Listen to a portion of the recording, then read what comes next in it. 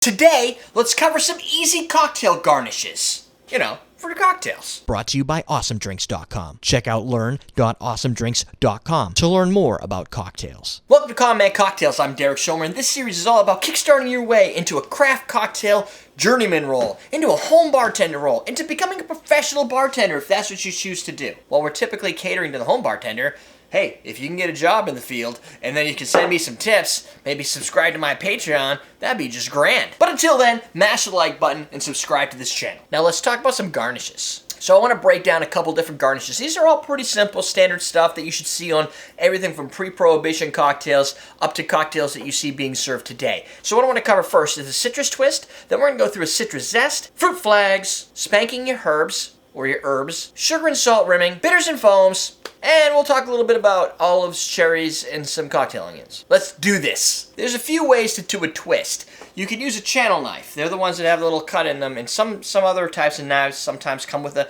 channel knife option where you just channel it like this, and it makes a long zest that you could twirl and do crazy stuff with. I'm going to avoid using the channel knives because it's kind of just, you do it, and it works. But what if you don't have a channel knife? You could do this with a regular knife. So what you're going to do is you're just going to bite into that sucker and just start cutting along the center. You don't want to get too much into the flesh, but you also don't want to go too light or you're going to lose your cool zest. It's going to come out shorter than you want. And it's not going to be perfectly around the whole time.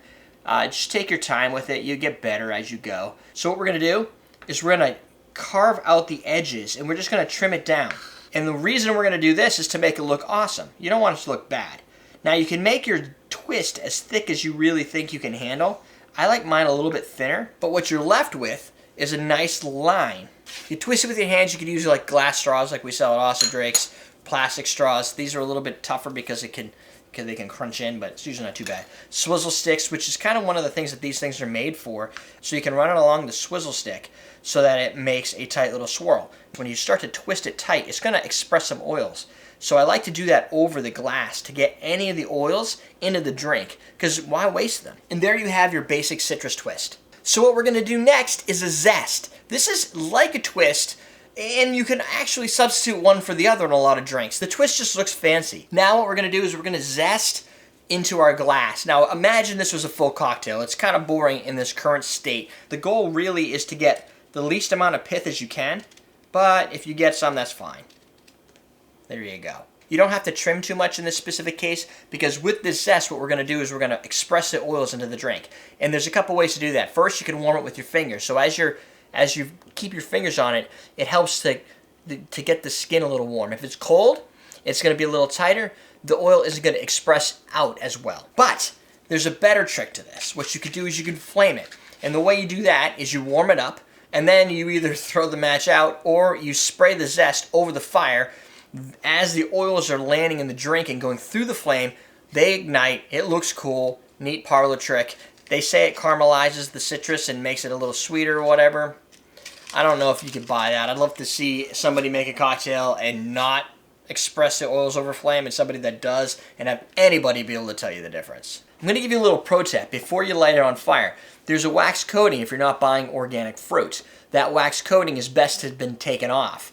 And I take it off of all my fruit, typically, especially if I'm going to do any kind of garnish tricks. Even with twists, it works. But what you do is you boil some water, take it off the burner, throw your fruit in there for like 15 seconds, and you're going to see the wax melting off and start floating and making like a slick on top of your water. That's how you know it's working. Take your fruit out after a few seconds, rub them down with some paper towels to get off any last minute wax that just didn't want to come off. That way, the oils are right near the surface and there's nothing in the way. So what you're going to do first is you're going to warm it up because it is a little cold.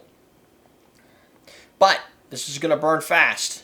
So we're then going to express it into the drink. Some people will use a Bic lighter in order to do this trick. The problem with that is there's some conversation around butane getting sprayed into your drink from the oils as they're passing through the ignited butane. What you could do is you take this and you either, depending on the recipe, discard it, or you put it in the drink like so. And now it will just float inside your drink. Now, what some bartenders will do, take this, now that it has all those oils, they're still raining out, You get those oils right front and center. I can feel them. Now what you could do is you can rub it along the edge of your glass like so. And what that's going to do is give that aroma and a little bit of that little orange zesty bite when you take that sip. Take it a step even further, and some folks will rub it along the bottom of the stem. And that way, when you get your drink, you're taking a sip, it's just citrus explosion all over the place. You can't get away from it. It's just always present. You're like, this is delicious. What do they do? What was the magic elixir behind this that gave me such a sensation? Just don't go overboard because you don't want it to get all sticky and weird. Next is the fruit flag. In order to make a good fruit flag, you're going to need some sort of pick. I like the bamboo garnish picks for a couple reasons. One, because they're fancy and neat looking. Two, because I sell them. And three, because they work. So what you're going to do in a case of a fruit flag is you're going to wrap a cherry around an orange peel. You could do it with a lemon or a lime, I would guess, but I usually see it typically with an orange. So what you're going to do is you're going to take your cherry and put it in the center and drive your pick right through it. This is where bar spoons come in handy, because that's why they have a spoon on the end. So you bring it through one side of your citrus, drive your cherry down, lift this side, stick the other side into your citrus, and you've got a flag. It's a little bit messy to do. And the flag typically works best in a lowball drink, kind of floating right on the top so that the customer can do what they want with it. You can either pull it out, let it drop into your drink. They can put the entire thing into the drink like that and let it kind of soak. The maraschino cherries that you use makes a big difference in this case. Now, if this was a bourbon drink, I would probably go with the Jack Rudy bourbon cherries, which we also sell at Awesome Drinks. They're going to be a little bit thicker, and they're full of like an oaky vanilla bourbon flavor to them, which pairs perfectly with any whiskey cocktail. Next, let's quickly talk about slapping your herbs. When you're working with the more delicate mints, it could be a basil or mint. Sometimes you could just hit it on your hand like this to wake it up a little bit.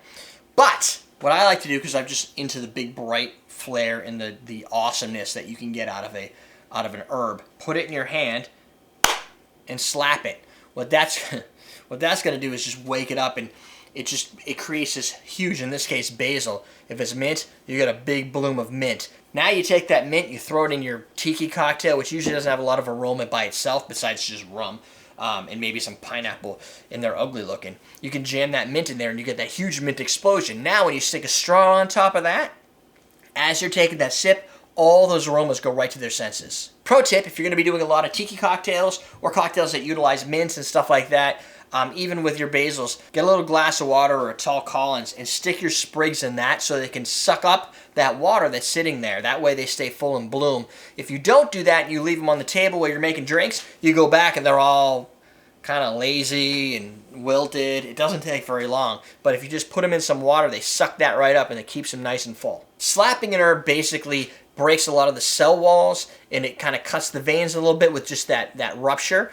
And that is what gives you that oils that just blow out all over the place. Let's talk about sugar and salt rims for your garnishes. So, what you're going to do is you're going to stick it with something. In the case of sugar, you can use your citrus, or you can use simple syrup.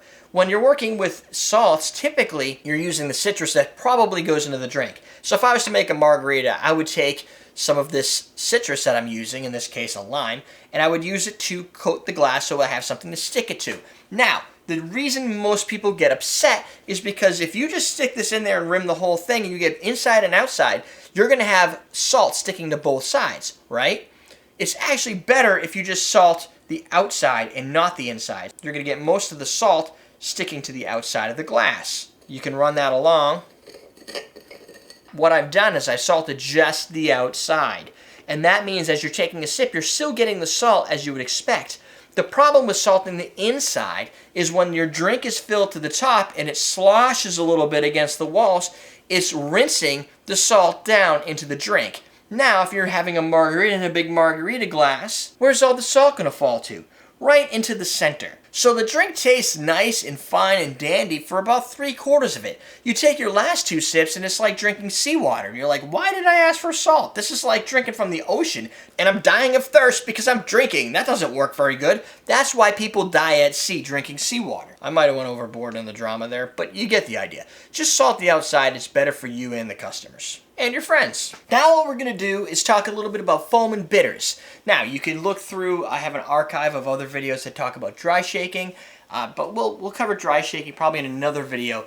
But to create a good egg white, you're going to need to do a dry shake. But the cocktail isn't the focus of this. It's really all about the garnishes. So we're going to speed through and we're going to create an Amaretto Sour as defined by Jeffrey Morgenthaler, a popular bartender and personality in the cocktail industry.